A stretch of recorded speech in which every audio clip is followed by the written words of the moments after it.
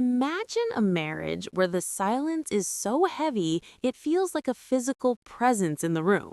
This is the story of a woman who reached her breaking point and decided that if her husband couldn't handle the reality of her body, he didn't deserve a seat at the table for her life.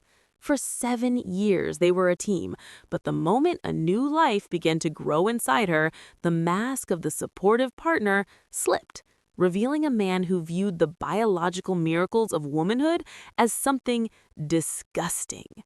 What do you do when the person who promised to love you in sickness and in health treats your pregnancy symptoms like a shameful secret that should never be spoken out loud?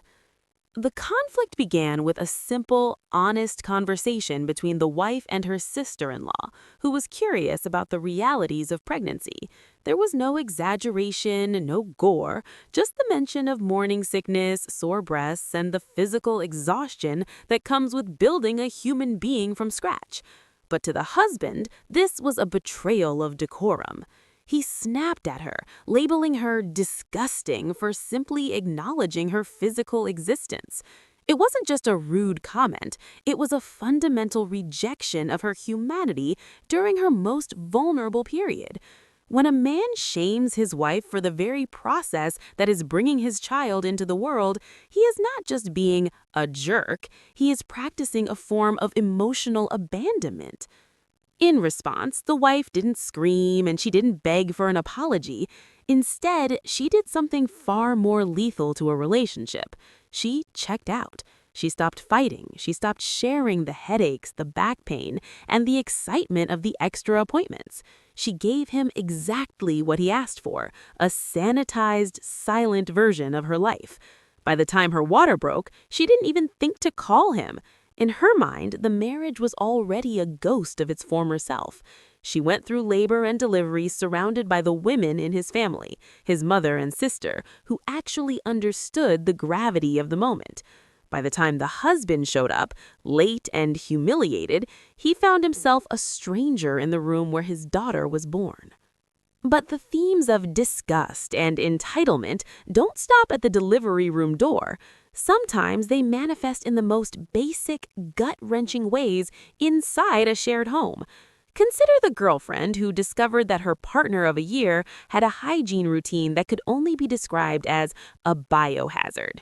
He didn't use a washcloth, he didn't lather, and most horrifyingly, he left visible evidence of a bathroom emergency on a shared bar of soap.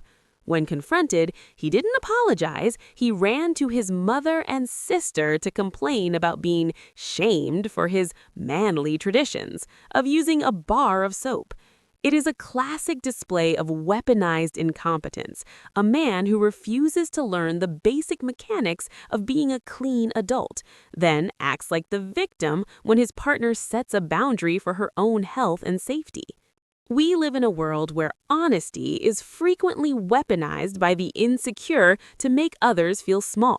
Whether it's a father siding with a toxic son-in-law because he views women as dramatic, or a husband who only bonds with his child when there's an audience to witness his performance as a dad, the underlying issue is a profound lack of empathy.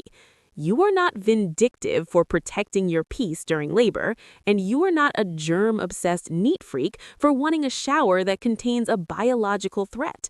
A partnership is a shared journey through the messy, loud, and sometimes gross realities of life. If they can't handle the disgusting parts of your humanity, they have no right to claim the beautiful parts of your success.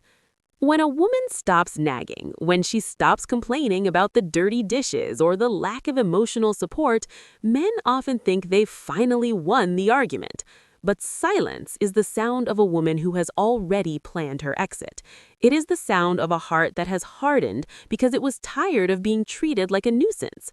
The husband in this story might be furious about his humiliation, but he is the one who built the stage for it.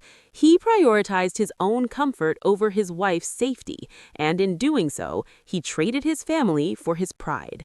Sometimes the most powerful way to finish him isn't a loud confrontation, it's simply realizing that you are the creator of life and you don't have time to raise a grown man alongside your newborn daughter.